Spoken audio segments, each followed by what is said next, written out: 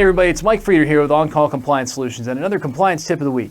Today we're continuing our discussion about the new CMMC Assessment Process, or CAP, or CMMC app, or Big Mac, or CMAC, or whatever.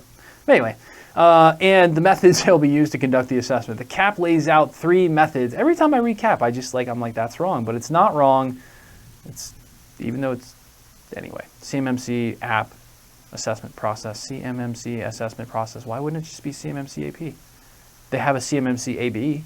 I don't know. Anyway, so the CAP lays out these 3 methods: examine, interview, and test. So let's talk about the interview portion of the CAP, all right?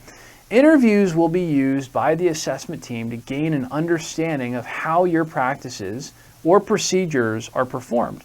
The assessor is going to want to talk to your employees, contract staff, and any supporting organizations who perform procedures or have a role in supporting relevant cybersecurity activities. So again, if you've got, an outsourced managed IT service provider firm or anyone like that that's involved in managing these systems, be prepared. You're going to have to get them on the clock to deal with this.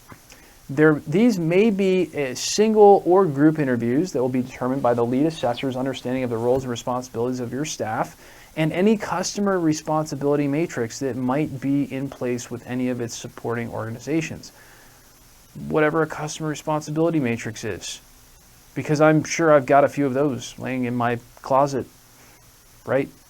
Yeah, well, I'll look for it. It's right there. It's right next to my CRM system, the one that I use for customer relationship management, but I can't figure it out. Anyway, during the interview session, the lead assessor and possibly the assessment team will be recording answers to their questions that will ensure your responses are confidential and non-attributional.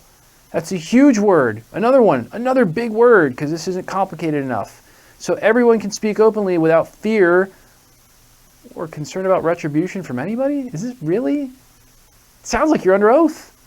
What if you plead the 5th? Okay, anyway, too soon? All right. So now this doesn't mean that there are going to be questions that can get someone fired. Sure sounds like there is. But anyway, the assessor is looking for answers that are truthful and thorough. That are probably going to get you fired if you screwed up. And some people simply have fears about retribution. Wow.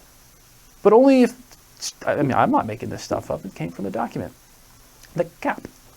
The assessor is simply asking questions of staff to get clarity and a firm understanding of practices or processes and how they're implemented. And then review or verify any corresponding artifacts to determine CMMC practice implementation records their answers in the form of notes. The assessor is going to map all responses from interviewees to CMMC model practices to aid in determining and supporting the rating of that practice.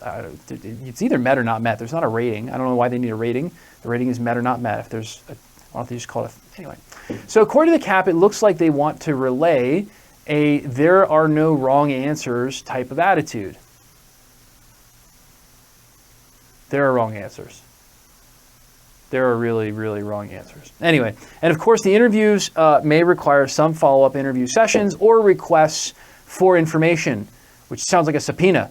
So remember, the C3PAO is not trying to, don't worry, you're not gonna get subpoenaed during the process. I don't think you are.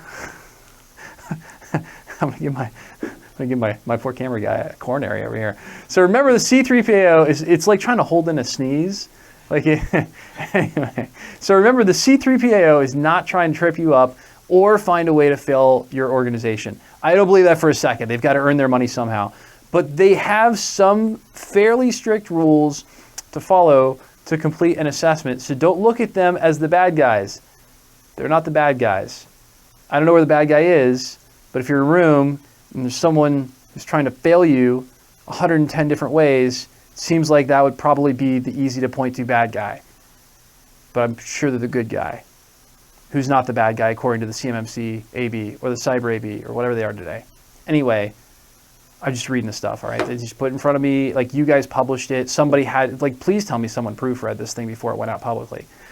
Anyway, so hey, if you're trying to get compliant with DFARS and you're finding yourself a little confused on your way to CMMC certification, maybe you're at the bus stop of NIST SP 800-171 and you're trying to do it on your own and you're looking for help and you're just like, dude, I don't want to fire anybody today. I just want to get this stupid certification so I can keep getting my defense dollars. I'm on your side, man. I am. Visit NIST800-171compliance.com or check out the bio below for links to make life easy.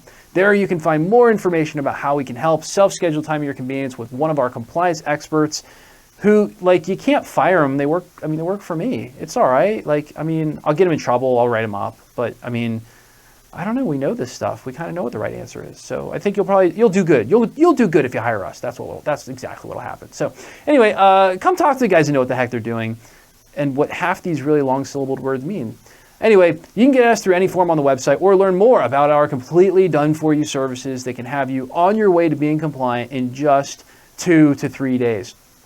If you love the content we're putting out here for you, or you just think it's funny to make some guy on YouTube read what the CMMC puts out in draft form, help us out with a big thumbs up on that like button, or even better, smash the subscribe button to get the latest compliance content as soon as our compliance nerds roll it out. Just to clarify, I'm not actually reading it verbatim. It's not the exact text. It's like their text, maybe-ish, with a little bit of alteration, because it's really just my commentary on it. So just in case there might have been something on that document that said, don't read this publicly, it's probably already out in the public. I'm pretty sure it's out in the public.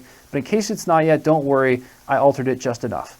It's a great way to be prepared for the upcoming CMMC certification that everybody's going to have to eventually go through. So until the next compliance tip, my friends, I'll keep you on top of the CMMC while they try to keep you down. I'm just kidding. No, they're great people. Stay safe and secure out there. That's the whole point of this. And hit us in the comments below to let us know what you'd like to know more about when it comes to information security and compliance. Meanwhile, I'll see you on the next one.